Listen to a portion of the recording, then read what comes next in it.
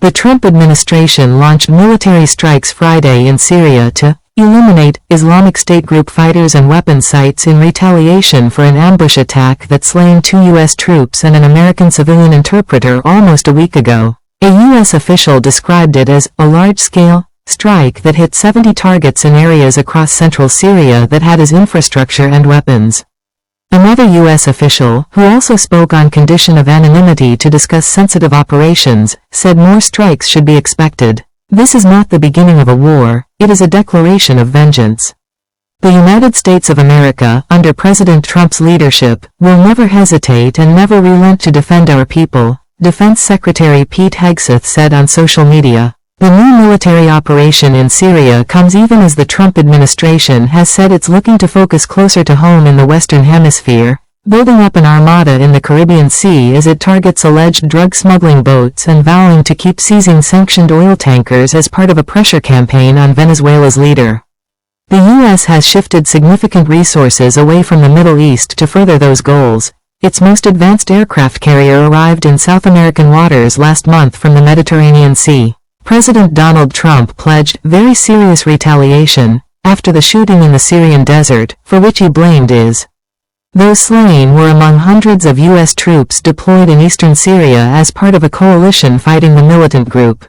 During a speech in North Carolina on Friday evening, the president hailed the operation as a massive strike that took out the ISIS thugs in Syria who were trying to regroup. Earlier, in his social media post, he reiterated his backing for Syrian President Ahmad al-Sharaa, who Trump said was fully in support of the U.S. effort. Trump also offered an all-caps threat, warning us against attacking American personnel again. All terrorists who are evil enough to attack Americans are hereby warned. You will be hit harder than you have ever been hit before if you, in any way, attack or threaten the USA, the president added. The attack was conducted using F-15 Eagle jets, A-10 Thunderbolt ground attack aircraft and A-64 Apache helicopters, the U.S. officials said. F-16 fighter jets from Jordan and HIMARS rocket artillery also were used, one official added. U.S. Central Command, which oversees the region, said in a social media post that American jets, helicopters and artillery employed more than 100 precision munitions on Syrian targets. The attack was a major test for the warming ties between the United States and Syria since the ouster of autocratic leader Bashar al-Assad a year ago.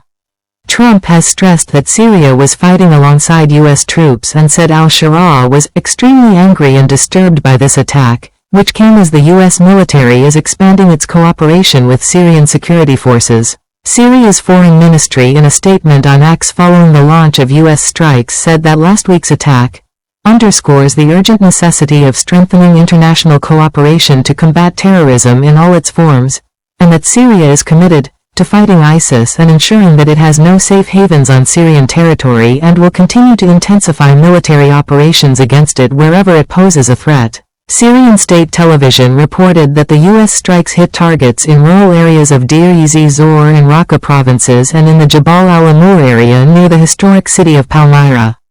It said they targeted weapons storage sites and headquarters used by ISIS as launching points for its operations in the region. IS has not said it carried out the attack on the U.S. service members, but the group has claimed responsibility for 2 attacks on Syrian security forces since, one of which eliminated 4 Syrian soldiers in Idlib province.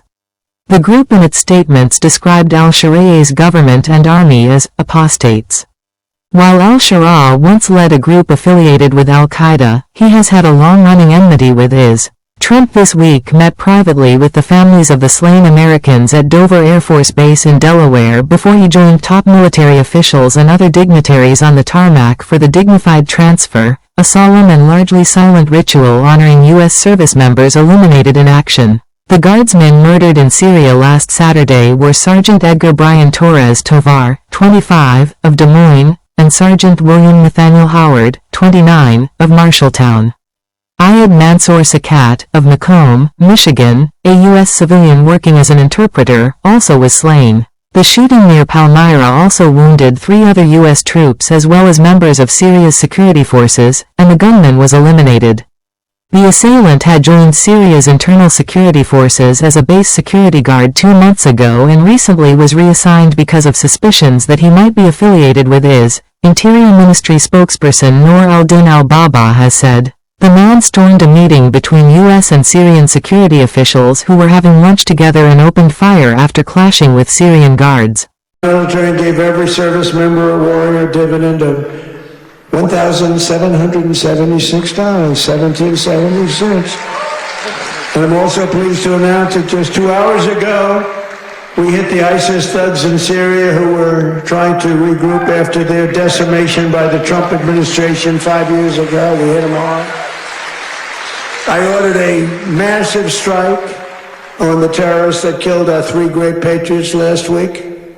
2 soldiers, 1 interpreter, all great people. And it was very successful. It was precision. We hit every site flawlessly, and we are restoring peace through strength. We're all over the world.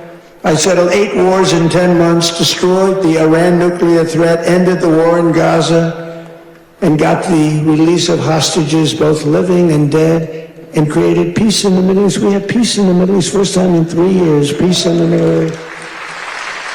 I cut federal funding for any school that pushes critical